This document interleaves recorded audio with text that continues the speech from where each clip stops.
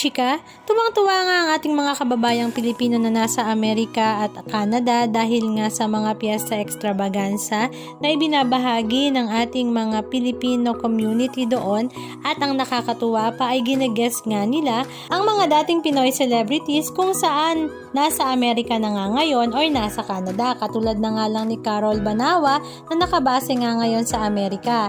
Pero dahil meron nga piyesta extravaganza sa Canada, ay isa nga siya sa mga guests at talaga namang tuwang-tuwa ang ating mga kababayang Pilipino. Last weekend nga, August 24, 2024 ay nagkaroon nga ng sining, sayaw at saya sa piyesta extravaganza na ginanap nga sa Montreal, Quebec, kung saan napakarami nga nating mga kababayang Pilipino at pinaunlakan naman ni Carol ang mga request ng ating mga kababayan. Si Carol Banawa nga ngayon ay nakabase sa Amerika at may 3 ng anak at nagtatrabaho nga siya doon bilang isang nurse. At nakakatuwa nga ibinahagi niya at ikinwento kung kamusta nga ang kanyang mga ganap sa buhay sa ngayon. Halika at panoorin natin. Pakita muna tayo sa kasi alam natin, matagal mo si Carol Banawa na lumipas or naglisan sa Philippine Showbiz. So, saan ka ba pumunta? Ayan, sorry. Sabi ko na. Saan ako pumunta? So, umalis po ako ng Philippines 2003. And then, since then, nasa US na ako. Pero, I went back sa Philippines 2010 and gumawa ako ulit ng album with Aiza. Si Aiza Sigera yung nag-produce under Star Records. And it was like a revival album, puro mga revivals, how it was connected with my life, why the song had meaning in my life. Kaya lang it was parang short-lived lang kasi I was only there for 4 months. So that was the only time na I was able to promote the album. Then after that, bumalik na rin po ako. And then since then, nandito na nasa US. Hinahanap-hanap ba?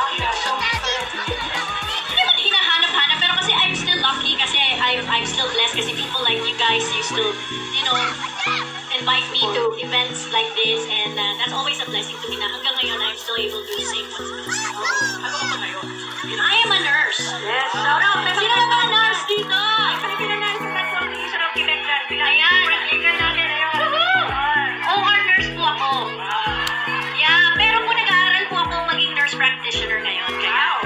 So, sa susunod po, pag kailangan nyo magpatingin, pumunta na lang po kayo sa akin. Actually po, right now, nag-review si Carol and nag-visit ng isa. Kaya kahit sobrang busy niya, talagang kailangan niyang pumunta na. I know. Hindi ko rin alam. Dasal. Matinding dasal. Last question na lang, mga nakailang ka na kanina na iba ang pumunta sa Ayan. Parang hindi ko matandaan. Hindi naman siguro more than 10, pero it's around, within 10 siguro. like mga anong mga Saan ka man naroon, sa puso mo iingatan ka.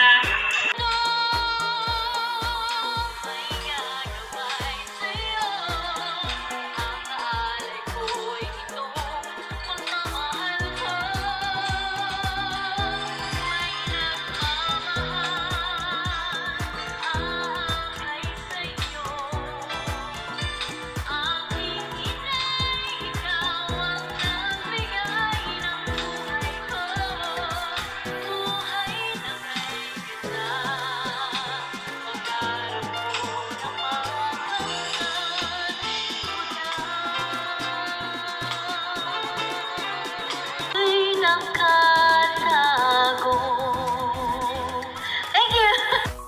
Anong masasabi nyo mga kachika? Just comment down below. And please don't forget to subscribe. Thank you!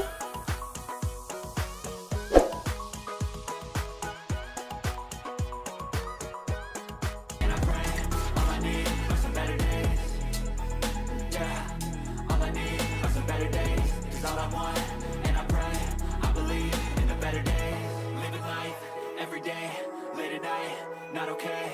All I want, and I pray, all I need are some better days.